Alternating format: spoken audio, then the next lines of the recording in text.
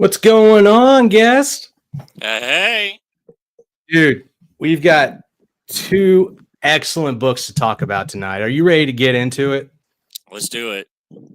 Bro, so I just got these last week and I blew through them on the first 2 days that I had them. I gave one whole day to Beckoned Recourse, and then I gave the next day to Phenomenova. And Jeremy Thevenot and Von Coleman, respectively, to those books, blew it out of the water with their stories, man. I loved each one of them for their own story. Phenomenova, follows the story of a young kid. It's his comeuppance story, his origin story to become a hero that we will see progress to becoming the heroes that he basically had as a kid and influenced him.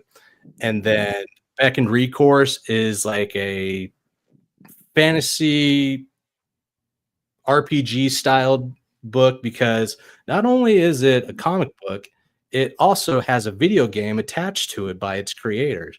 So we'll get into that one a little later. This one's more about Phenomenova at the very beginning, but let's get into the comment section real quick. We got a couple people up in here. Corey Barton, what is going on, everybody? Thanks for joining us tonight. This is our first review stream, so if we bite the bullet and just run with it, hopefully it's good. But if it's not, let us know and we'll never do another one again. But right now, I enjoyed these books so much. I wanted to talk to them because it's fresh. It's going to be on everybody's mind because they just came out. And I want to give my 2 cents, especially after a hefty Thanksgiving meal. Hey, if we could stay awake. Oh, man, that turkey taking me down already. Bro, I cooked my own turkey this year, and it was so good. It was moist, fell off the bone, put a little bit of Tony's Creole seasoning on it, and it was fire. Von Coleman, what's going on, man? Welcome to it. There you have it, dude's the creator of Phenomenova, creator-writer, and he did an excellent job with his first outing, man. His marketing was off the charts. He was all over the place.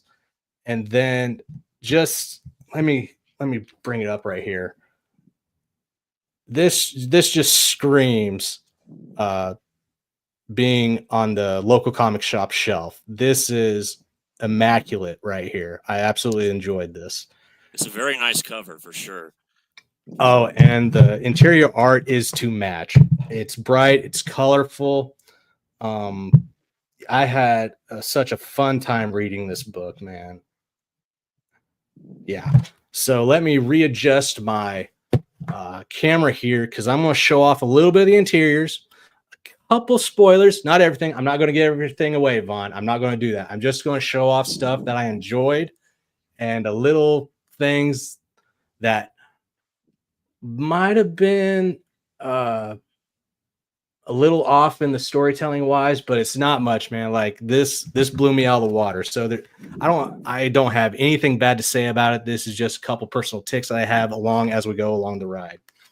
So here we go. Let me readjust right here. All right. So this is Phenomenova. And right out the gate, we get a story of a war that took place. And I don't know. Hang on. Let me go full screen here for a second. So a war took place, right? And the heroes of this world had to go up against the big baddie that came along, right? This is the Crusader Corps.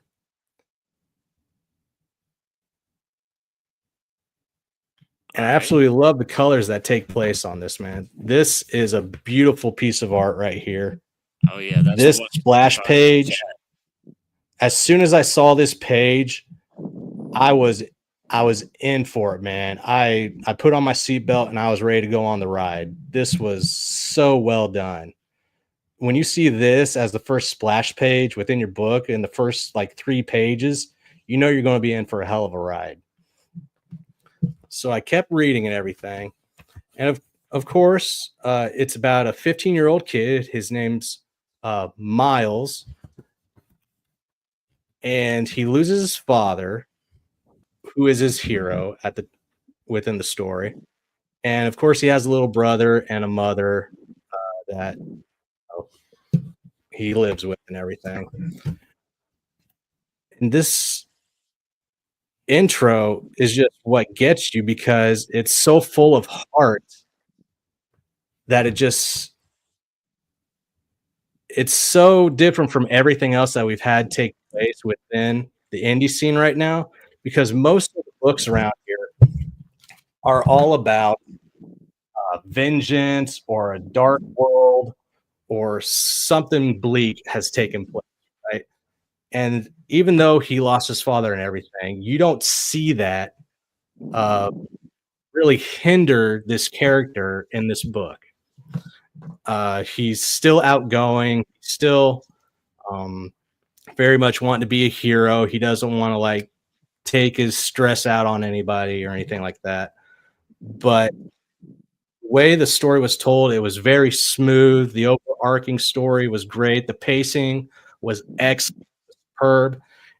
And there were a couple people out there that were like, I didn't really like how it started out so slow and yada yada yada.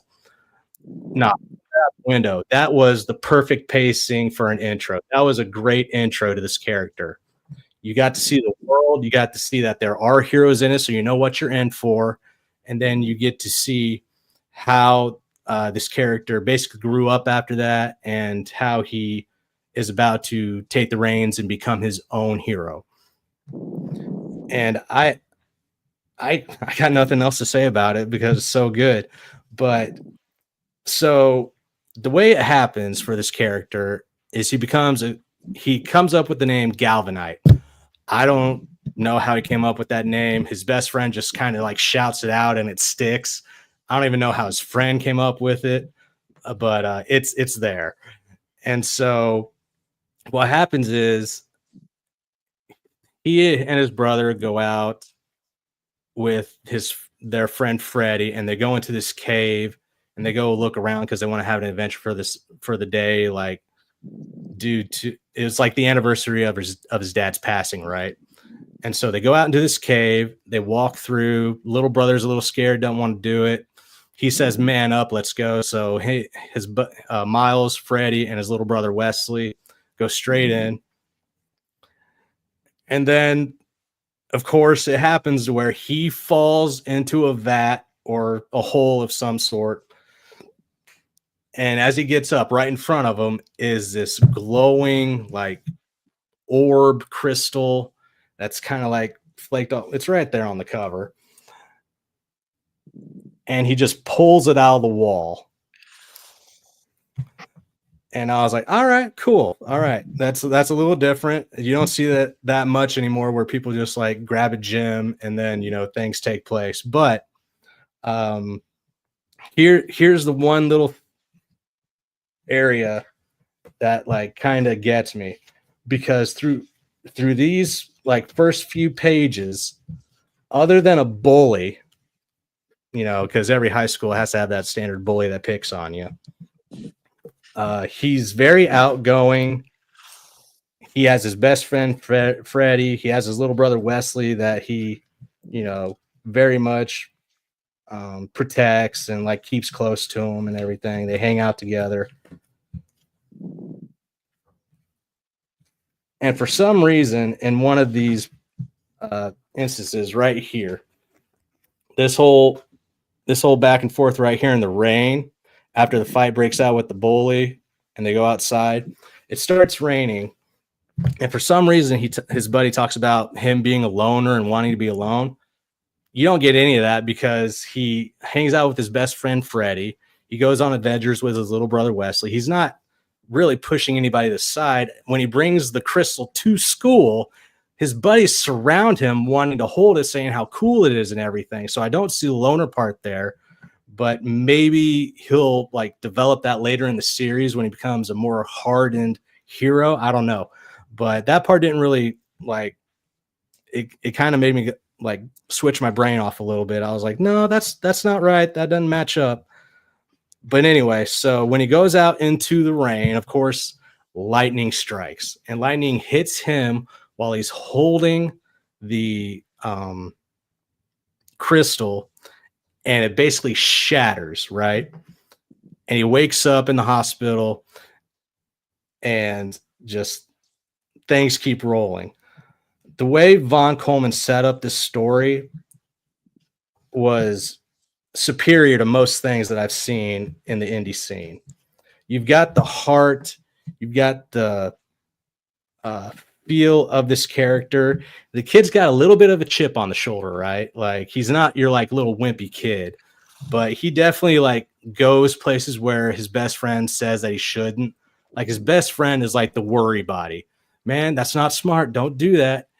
And uh, Miles is just like, yeah, you got some good points there, but I'm gonna go do it anyway. And he bolts off to do whatever hero thing he needs to do. I can understand to a degree with certain stuff, like especially when you're dealing with like a child hero, you want to take a little more time when it comes to stuff. Like for instance, like if you look at like Batman, like you want to look at Batman's past, it's like 2 panels, parent dead. Okay, moving on. Right. And No, but so you can, like yeah, like you have like, oh, like he had all this training, this ninja training. Once again, you could just do that really quick, but we're right now we're with this character and he's growing. We're seeing what he's becoming. So yeah, it's like I can kind of get like taking a slower time with that, like seeing more about like family life and things because it's happening right now. It's like Shazam. It is a kid. right. No, it very much it has all those elements of like the high school hero. Like when I read this, I got elements of Spider-Man, I got elements of Static Shock. Um, it's just kids that haven't had that training that Robin and the Teen Titans have had. This kid very much doesn't have any training within this first book. But that's about to change. I'm not going to say how or why, but that's about to change. And so this basically gains the powers of lightning and speed, right? And some of the things that he does in this book, it has funny moments. And one of these moments made me laugh out loud in my house, and I wasn't expecting it to. It's where he goes and he just got done explaining everything to his friend of what happened. And then while they're at his friend's house, they're just sitting on the couch, and Freddie is reiterating everything about Miles, and Miles is just sitting there agreeing with him. He's like, okay, so when you were struck by lightning, you think the crystal dissolved or changed form? Yes. And absorbed into the lightning? Yes. And somehow got inside of you, becoming one? Yes. Giving you lightning powers? Yes, that's correct. And I'm the first person you told about this? Yes. Not the doctor or your mother or even Wesley. Nope. Why not? And I don't know why that little back and forth just hit me, but I think it's because it's so well paced, and you see how these two are back and forth with each other throughout the first few pages. It made me giggle. I don't know why, but this book has a few of those moments where you laugh, you get the tugging of the heartstrings, you see where he's about to mess up when he goes and does something that he shouldn't, and it's a valiant effort, dude. I'm blown away. I can't wait for issue 2. So I have a question. Okay. Do we have a costume? No. That was another thing that got me. He had uh, a costume montage take place, man. It was hilarious. Like he put on the kitchen apron with a cape from his blanket or something. It was hilarious. Oh, And it's not like the other ones where like in Hidden Tiger, Crouching Dragon, like that female character just went through like all of the different already well-known established characters designs. Like this female in Hidden Tiger, Crouching Dragon, no, Black Tiger, Hidden Dragon, just went through like Chun-Li's outfit and a couple others that were already well known. This one is just a kid taking stuff from his household and trying to put them together to make Shaft some kind of hero costume. And it was hilarious. But he ends up, yeah, here it is right here. So you see him like putting on the red cape and some like little weird circular insignia. And then he's like, let me put on a bandana. That's more badass. And you can see his friend. He's like, this is ridiculous. This thing has some funny moments, man. I'm not mad at it. Like, what? Why an apron? What could you possibly think that would do? It kind of resembles a tunic, maybe. Yeah, sure. But then he comes up on this like hoodie with some arrows on it, an elevation mask, and a fucking bike helmet. Dude, this is intro to superheroism 101. And I am all about it, man. It's always fun watching like in character try to like figure out, okay, what should I wear to go fight villains in? Like, what should I be out there and not look completely and utterly ridiculous? It's weird how almost every character is like, I know I'm going to be seen sooner or later, or like in the subconscious, they're like, I want to be seen sooner or later. So they're like, I need to make a costume that'll, come up in the public's mind when they think of a hero. And it's so good. I love it. Like most people, if you gain powers and you're wanting to start helping out people, you want to be in like the peripheral vision. You want to be a shadow. You don't want to be seen. You want to get in, get out, get it done. This kid's like, no, I'm Galvanite and watch what I'm about to do. Especially, like I said, this kid has a chip on his shoulder, but he means well, especially with kids, because it's like it'd be a surprise that he didn't make half of his costume out of cardboard. Oh, dude, I was waiting for something like that.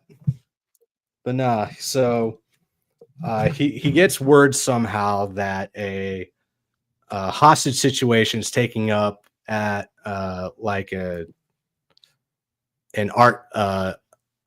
nuclear factory, a nuclear reactor of some sort, right? And this is when he meets his first badass, and I won't show it because I want people to like get into it and read it first, or back on his website and make sure that they can go see it. I think is it Rebel Oasis or Oasis Rebel? Anybody remember that? Anybody that's here?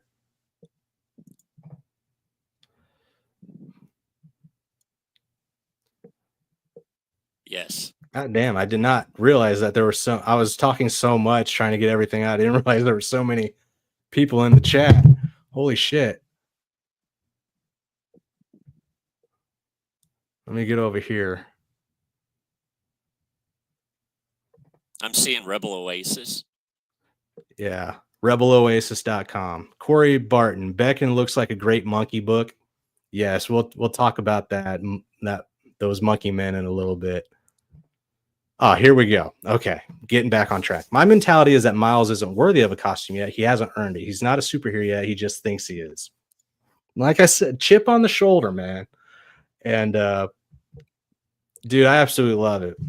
And when he actually meets his first baddie, the fear in the kid's eyes in that panel is on target, man. Just exactly how a kid should act. He freezes up. No pun intended, but he freezes up, and you see this like realization of fear just overcome him. Like, I am way out of my depth. And I think if the baddie's not right there in front of him, I can show it off. Because see if I can come down in front of the camera without showing it off. It doesn't do it justice whatsoever. But it's like it looks like the anime worry that takes over when you're shocked and in fear, like you're about to meet death. the kind of like where the eyes kind of like squinch and get real wide. And I was like, if they just blew that up and made that like a fisheye lens in the panel, just make that singular out, dude, that would have sent shivers down my spine as a reader. It still did. It was a great choice by the artist. Let's see. When my artist drew the helmet, I lost my shit. It was so goofy. It was perfect. It is perfect for this character. It's one of those kids that are like believes he's so cool but comes off so nerdy. It is hilarious. Let's see. Comics Mate. Dean just came up. I never say anything nice about Vaughn, but I have to admit I love the logo for Rebel Oasis. No love lost. Not really. Everybody's joking here. If there is something going on, I don't know. But I do highly recommend everybody jump on Phenomenova issue 1. I'm going to be around for issue 2 all the way to wherever it ends. I'm on this thing for the long run just because the introduction to this character was so well thought out. He cared about creating the story. He thought everything through. There are a couple, panel mismatches that didn't really need to happen. One of those pages is like when he just wakes up after he gets back from the hospital, and there's a double panel of the alarm clock, and then right under it is the next like hour that takes place. So like from 10:57 p.m. to like 4:47 a.m. in the morning. That's how long he's been playing with his powers. And I was just like, you don't need those like right next to each other. You could have put that clock in a panel over here and then a panel over here on the next page to let it know like time had passed or whatever. But little nitpicky shit doesn't really matter. This was an excellent book. I highly recommend it. You're not going to be disappointed. That's for damn sure. Von Coleman, I give you an A+ on this book, man. I'm so glad you came into the indie circuit with this one. And I hope you stick around and make a whole lot more, man. I know you got a lot of people already backing you and supporting you. And it is well worth the penny. But that's all I got to say about Phenomenova. Would it be all right if we talked about the villains? Uno Villano. And we can talk about him, but there's not much to talk about because he only shows up for a little bit and then it's like off to do something else. But I mean, it's not like an organization or anything like that. Does it seem like it's just more like regular people being villains at this point? Nope. No, somebody dressed up like this guy, like a Mandalorian Darth Vader type Dr. Claw character. No, this guy, he looks like the big bad that'll be around for a while. I don't know if it's going to be attached to an organization or not. Well, I do know, but Von Coleman talks about that on his own channel. Go check out Von Coleman's channel, Von Coleman, if you want to dig deeper into the lore of it. I'm not going to speak on it right now. I just went over there to check it out because I want to get more invested in it. And yeah, I'll just say for now, the big bad that shows up is basically top dog at the moment. So yeah, there we go. See, you will learn more about the villains. Stay tuned. So, are we ready to move on to Beckoned Recourse? Let's do it. All right, guys.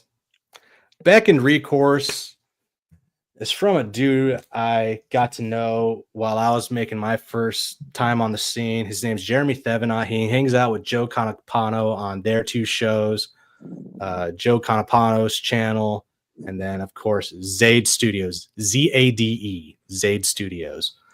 And this is very much a mystical, like fairy tale type story, very much within the realms of like Lord of the Rings and Oh, what are some others? I know there's others, but I'm blanking out right now. I'm so nervous because this is a review show and I'm not used to doing it. This is the first one, so everything is just like racing. And but there's no way you can say no to this book when you have this kind of art. All right, just look at that. It is Tons of amazing. detail. This is where I gotta like go full Monty again. Here we go. This book is so beautiful. And that's just the cover. And if you think that, well, the cover is going to be different from the interior arts, no, sir. I believe just like Phenomenova with the main cover, like the A cover, the interior artist is the cover artist. And that says a lot about a person's art. Just look at that. It's consistent. It's not only consistent, it is highly detailed. This gives the Kings a run for their money. Look at the glowing just here in the little chime cube. I think it's a chime. I think it's called a chime cube. There's a lot of lore in this book. It is an exhibition, not in a bad way, but it is an exposition dump for you to get into this world. And you know, it's so good. The art is what captured me first. With my ADD, I spent 5 minutes on end on each page just checking everything out. Not only because I want to make sure that I was getting every bit of detail, I want to make sure I was matching everything up with the story that was being told within the caption bubbles. Like there's no reason other than just the love of your art that you take this much time to detail everything out like this. This is phenomenal. Look at, and that's just the sidewalk. That's just off from the sidewalk here. It's nuts. The shading, look at that. Yeah, very beautiful backgrounds. It is. Look at the just the load-ins hidden within the it's insane how detailed this book is. And I had to take a minute just to go through and look at everything. Like the glow coming off of the load-ins themselves, the crystal shards here. My camera's not doing it justice, but yes, it looks like fucking Christmas lights. It looks like you just put them up on your house, and that's the kind of lighting that you're getting from this book. I absolutely love these masks. These are insane. Here's a close-up of one right over here. That is just, it's so good, man. Jeremy just blew it out of the water with his art for this one. Anybody that didn't back this book, shame on you. Shame on you. I feel it. I feel the shame. Well, it's okay. It's okay for you because the guys that I have on my channel, if I somehow forget that I backed a book and I get a secondary copy, or if I'm just feeling saucy and I get the big, tier from one of the campaigns and I get extra ones, I have no problem giving them out to you guys because you are new to the indie scene here by, basically, wrenching your arm to make you do this with me. And then Peter, because he backs books that I don't back, which is really cool. Like we don't have the same books in this indie scene. Like he backs other artists where I back another, faction of, the indie scene. And once in a while we'll get the same book, but it's not all the time. It's really cool because he'll tell me about different books that he's got and I'll tell him about mine. And I really like that I send back and forth to get like other people's ideas on them. Cause I want to be like, am I like overstepping when I think this, or am I on the right track? And most of the time, we line up eye to eye on this one. Didn't so much on Graveyard Shift. I was like, well, I want a slower pacing. Others thinks it's perfect the way it is, but you know, it to each their own and how they enjoy their storytelling. But Beckoned Recourse. Oh, the lore. Oh, it hits you in the face with lore. And like it sounds like I'm sighing for a bat, but it's not. It's because you need to take a breath because there's a lot going on in this book for this story. And I understand why. It's because this book is like an epilogue to a video game. Yeah, I said it. This is an epilogue to a video game. And so it's basically about this young Jiri. There it is. Yes, I'm telling Jeremy, I am trying to remember all of the names and everything for this book, but it's difficult even after a couple reads. That's on me. Party a little bit too hard back in college, so that's all of my fogginess. That has nothing to do with you. Oh my god.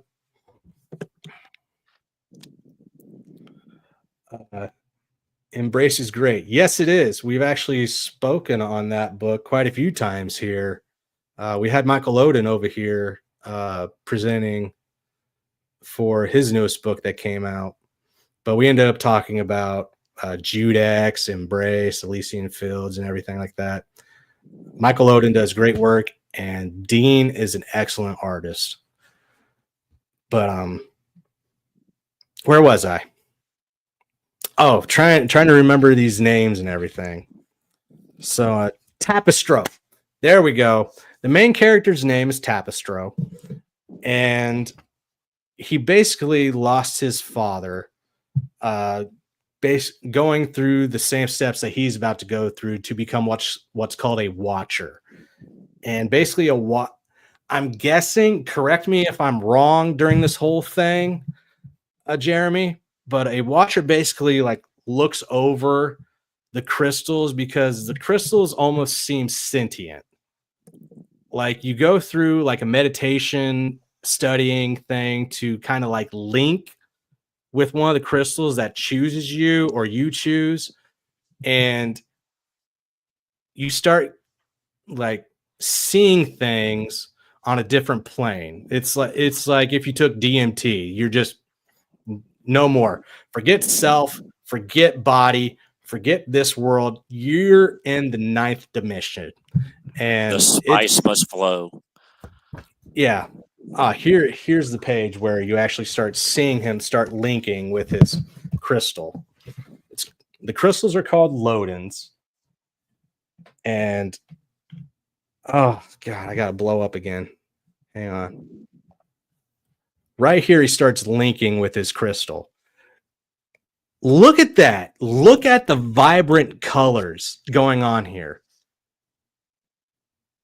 If this is what comic books are able to look like, I need to see more of it. I don't see anything like this anywhere else, even on the shelves at local comic shops.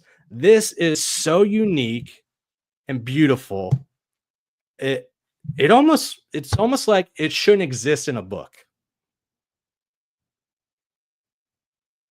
Are you saying you want posters, maybe like as a merchandising I idea? would fucking flip if this thing had posters. If this here was a poster, buy it. If this panel right here was a poster, buy it. If Jeremy ever makes a poster for this world other than just like the map that's in the back of the book, I will be there, no problem. Like, yeah, here's the star mapping for the world, and then here's the actual world map for Divanis. Actually, let me see if I can flip that. There we go. So yeah, I'm getting heavy Lord of the Ring vibes, Game of Thrones vibes. This is great.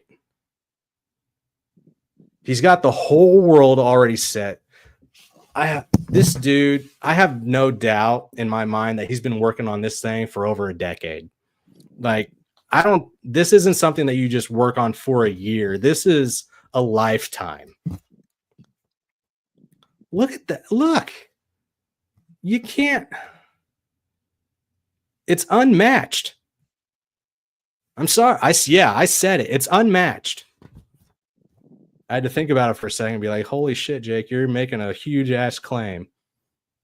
Look at that. The way that the Loden just strikes him in the eye. Look at the hairlines, the light coming off the knuckles, the way it just, it's a beautiful book. I can't get over it. You get lost in the art, and then you have to pull yourself back to get to the actual story. That's how impactful Beckon's art is. And I got to tell you, it's good. It's solid. Let me get off of me here. It's so I don't know where to start with it, because his father, Tapistro's father, dies, and he's about to walk in his father's footsteps, doing the same thing, becoming a watcher. I don't know what all that entails. I just know you link up with a Loden and you start sharing like cosmic energy. You're taken to another plane where it starts showing you things that you have not seen before. And it's very spiritual, very otherworldly, but so much happens, but it leaves you wanting more. Like, you want to dive into it. It's like when I tried to read Lord of the Rings, I haven't read Lord of the Rings, and I'll tell you why. I cannot take 10 pages describing a fucking tree while at the Hobbit party. I don't need 10 pages describing what's going on with this tree, with the bark, with the calligraphy on it. I don't need all of that in 10 pages. It's a pretty tree. Move on to what's actually happening. But this was so good. I'm going to read over it a couple more times because there's just so much going on. But basically, so the Deathanite, which is like the dark matter that's plaguing their world, is like trying to take over and like control the Lodens, eat the world at the same time. And these watchers are trying to like harness the Lodens to like keep it compact to one area.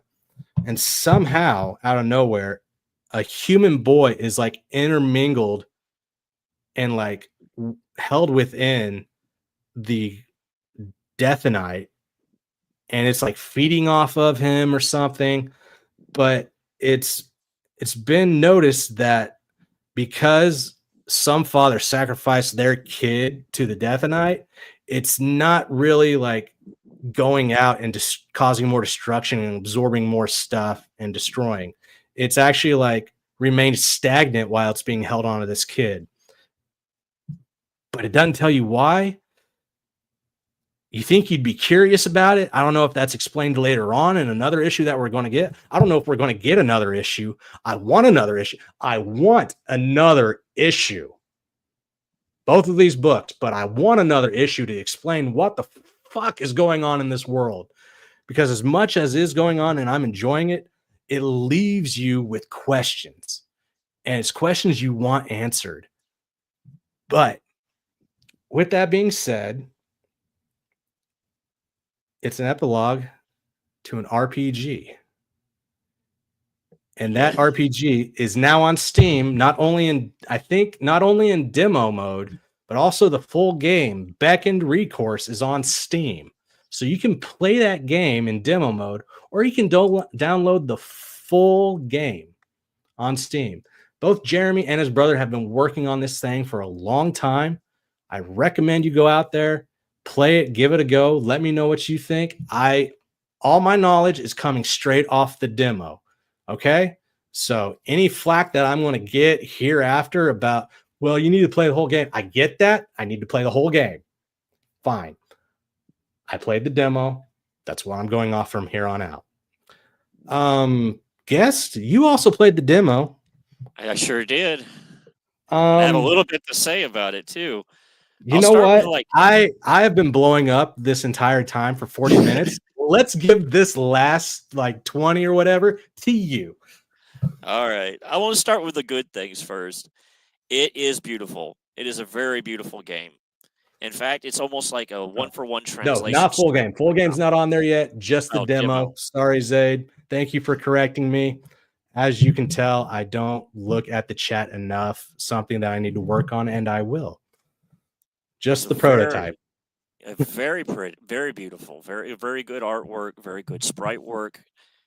I've played a ton of RPGs. I've played like Legend of Legaia, Legend of Dragoon. You have different combat systems in that, and the combat system I experienced while playing the demo was great. It was fantastic. It was a little complex. Okay, especially complex.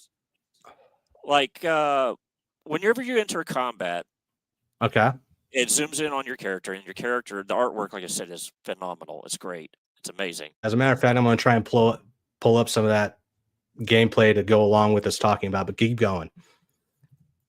So the way you do combat is like if you're going to attack something, you launch into an attack. It does like an active meter. So once it fills up, you attack, and you can choose your direction. Once again, fantastic. You can see how that can grow into some like later systems. Like I had ones where you had combo moves and things like that eventually, as your character got stronger, brought you more stuff.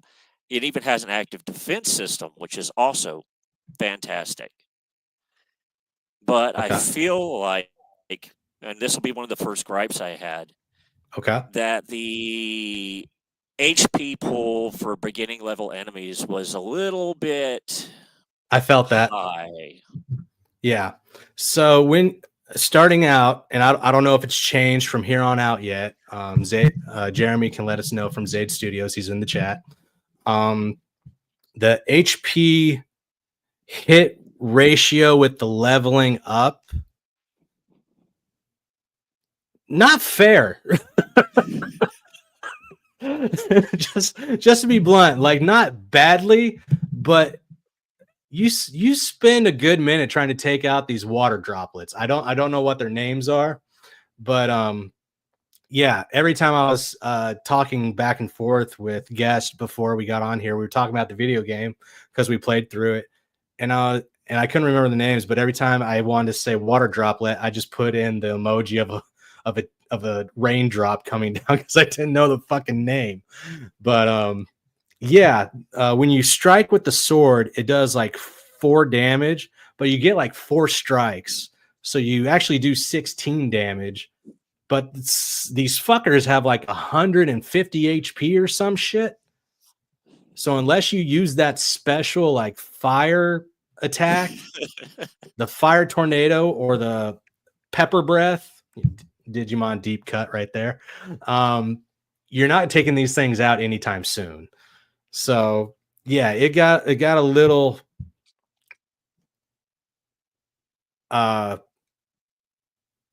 bit of annoyance with that, but it didn't make me want to stop playing. Because I mean, it's like that's not fair. That's not fair. All scaling is very obtuse. Noobs, how dare you? How dare you? I'll tell you what, I am so up to date on my RPGs. The last one I played before this was Dungeon Siege 2.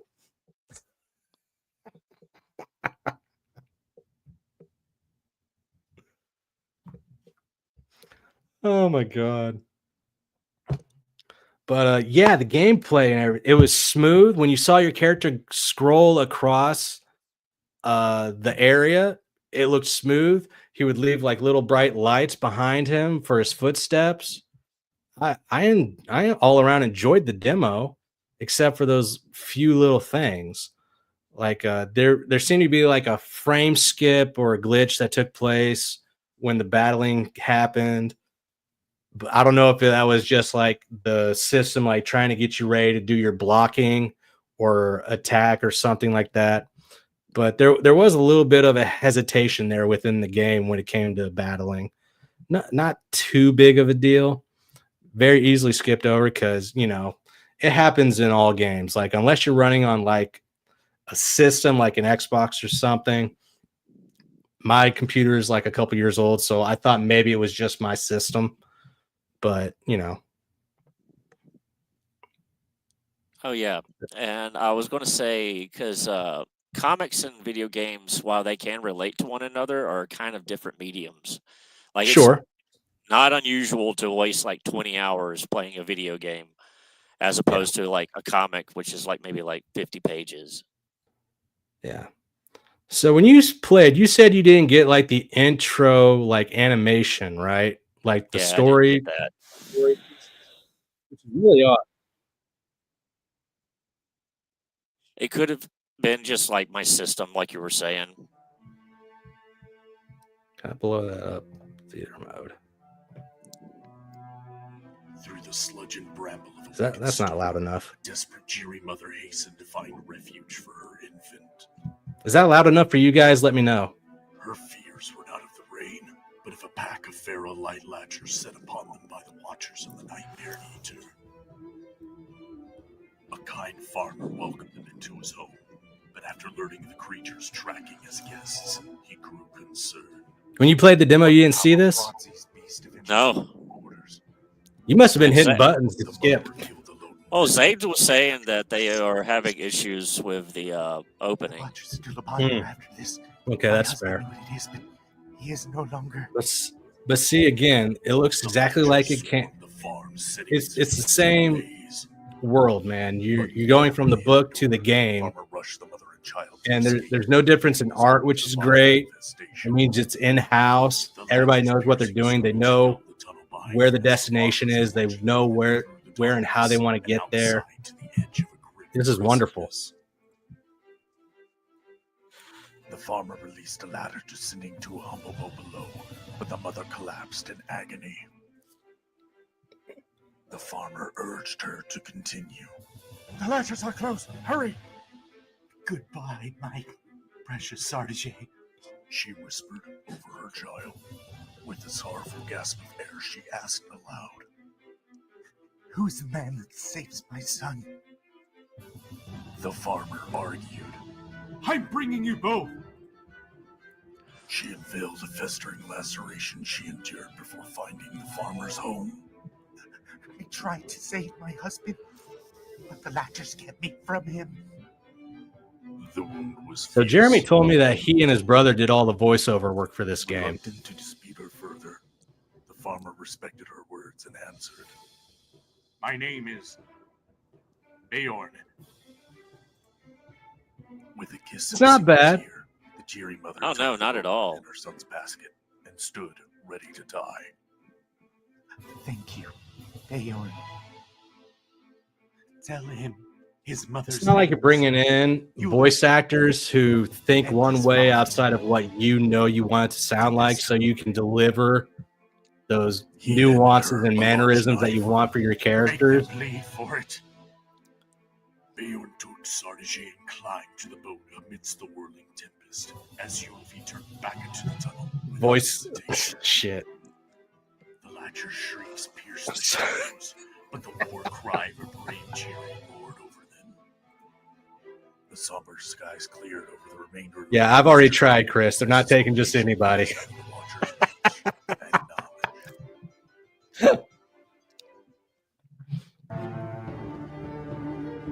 All right. So yeah, you're going through, checking, making sure everything clicks and everything. But this is what eluded me, right? Because between the game and the book, the only human you see is embedded in black rock. Okay? And then suddenly, your main character is this little human kid. What the hell? Where you already talked bad about the humans, or like they're the minority in the comic book. Why is he now the main character?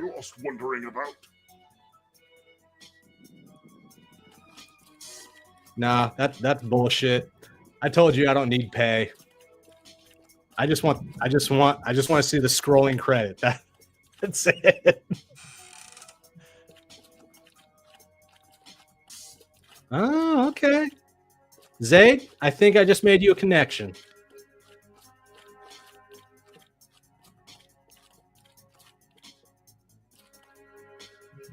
No one can pass. Cave collapse will be cleared shortly. If you're just now joining us, this is Beckoned, the video game, the RPG on Steam, the demo mode you can try out because it's connected to the comic book Beckoned Recourse by Zayd Studios. Jeremy and his brother put this all together. Especially those of children. I love the character designs, working to open the minds. The voiceover work for these characters, because the creators are fucking doing it, are spot on. No one can pass it this time. Scram. So you already made the connection. Okay, great. I'd love to have. Well, fuck me. Robbed again. Damn you. Okay, so here's the actual gameplay going on. So this is your little sprite. It's smooth.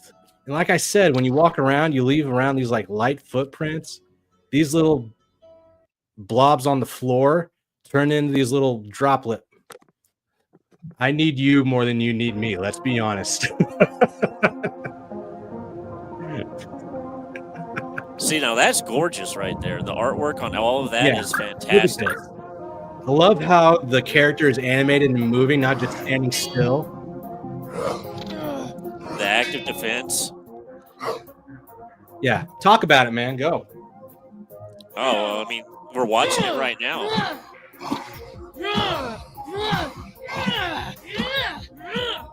I make those same grunts while having sex. Don't tell Megan.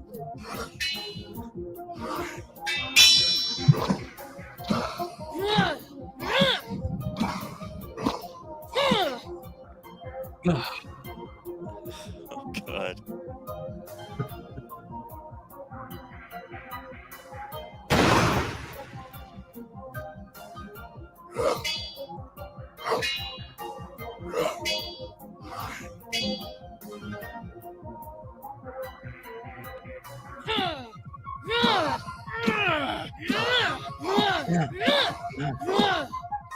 He's only 12. I shouldn't be doing that. Never mind. Scratch that. God damn it.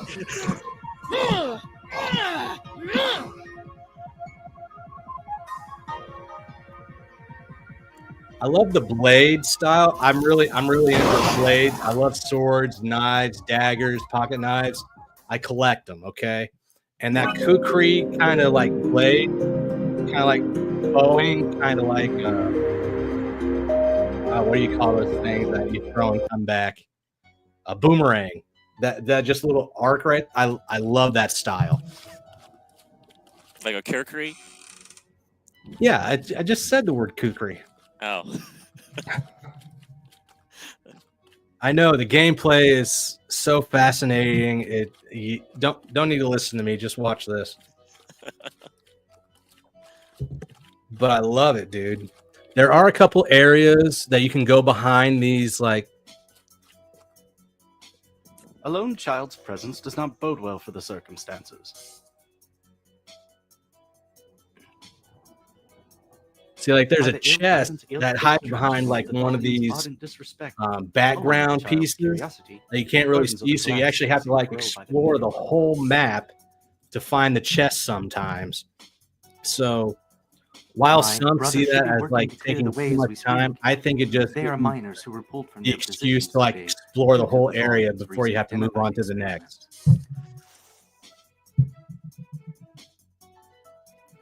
Unknown. No one is permitted to observe their practices.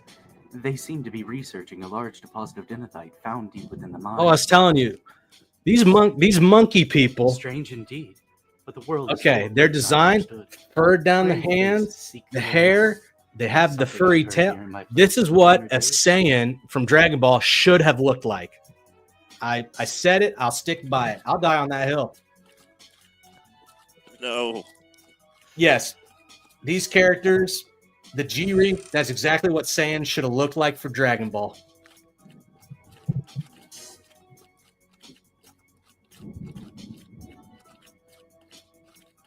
They definitely give me vibes from like Jim Henson and stuff like that, which is not a bad thing at all. The man was a master of his craft. Yeah, let's go back to a battle. All right. So this battle right here was a pain in the ass. Because this little fucker right here in the middle, I feel like he healed these two guys somehow. Because you'll see that when you deplete their health by like 4s, he suddenly like heals them back to 122 HP. It pissed me off.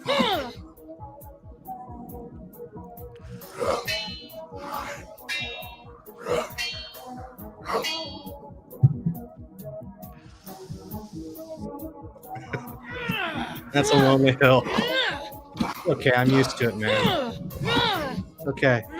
I've been there before. With the rain.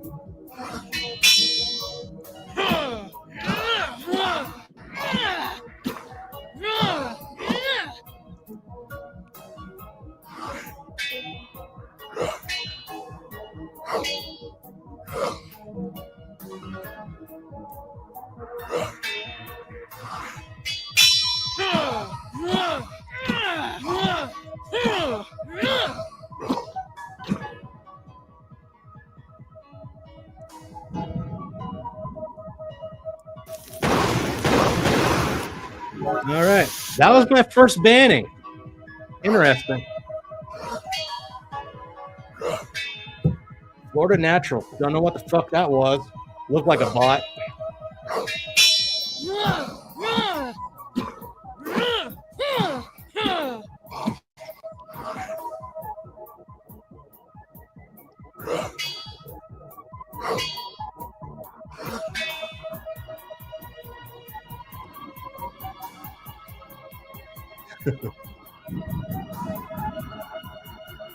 Yeah, somewhere in here. Unless you do one of those fire things, you're not leaving this battle anytime soon.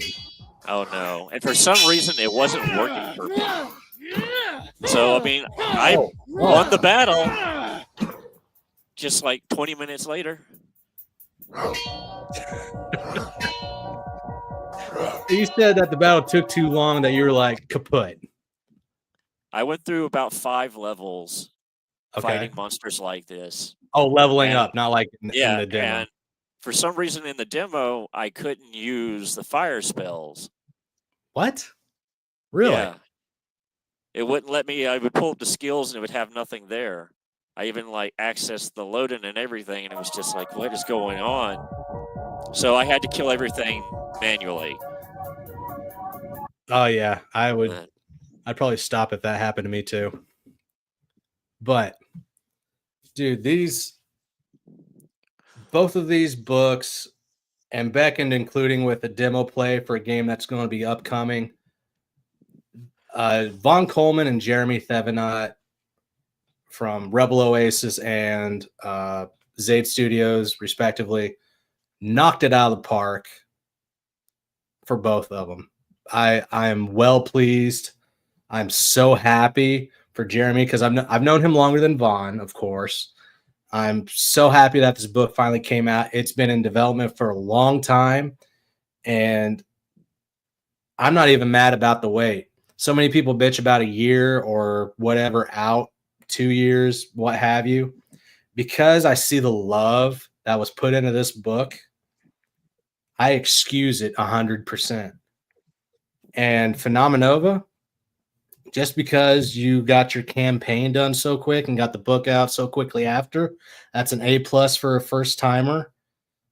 I was lucky to do that with my first campaign. Second campaign took a year to get the book out after fulfillment because of artists like leaving and going and dealing with family issues. But guys, keep it coming, man. I want more of both of these worlds. Phenomenova is going to be a great one to keep coming back to. Beckoned Recourse leaves you with so many more questions. because there's so much lore involved that you have to get the second book, not to just appreciate it, but to engulf yourself and immerse yourself in this world. They are great.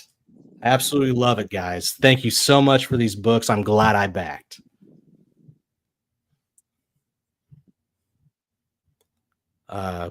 Guest, you'll be getting your book back sometime this week because, of course, I got the tier for Beckoned Recourse that had 4 issues in it with each a different cover.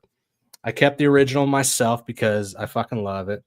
You got a separate one you got a different one that looks more aligned to like a Lord of the Rings cover, which was fantastic also. And I can't wait to hear you and Peter get your books because I gave Peter one also. I had 4. I gave one each to each of my co-hosts because I like being able to talk about this with other guys that I'm, hosting with. I think that's good to have multiple ideas come at you from different angles just for one book. I think that's smart. But I can't wait to hear you guys' thoughts. Maybe we'll talk about it again on the next stream, or we'll talk about it over on Peter's channel next week. Peter Orchard has his own channel, Peter Orchard Studios. Go subscribe to that one too. We go through a lot of campaigns on different platforms. We hit Fund My Comic and Indiegogo at the same time, and we don't even care if it's in our little circle. We'll go out to other ones that just grab us from the thumbnail. Like we talked about one stream, you need a great thumbnail for me to click on it and feel like it's something I might be interested in, because a bunch of just like words, a paragraph explaining what it is, ain't going to cut it. Anyway, guys, we are at the hour. We stop at the hour. This is the end here. Thank you for joining us. I'm so glad to see that there were 7 viewers right now. Come back for more. Let other people know. Like, share, subscribe. Hope to have you guys back for the next one.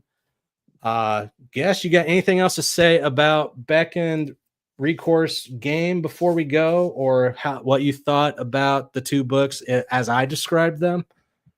Everything you've shown me so far has looked great. It's actually looked really good. The game, like I said, looks phenomenal, and I can't wait to see what it looks like when it's finally like out there and done. Agreed. Yeah.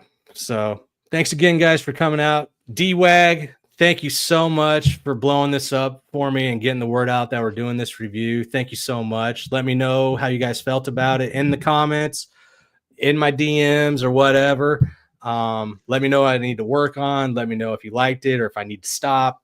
Let's keep this thing going. I'll check you guys on the flip side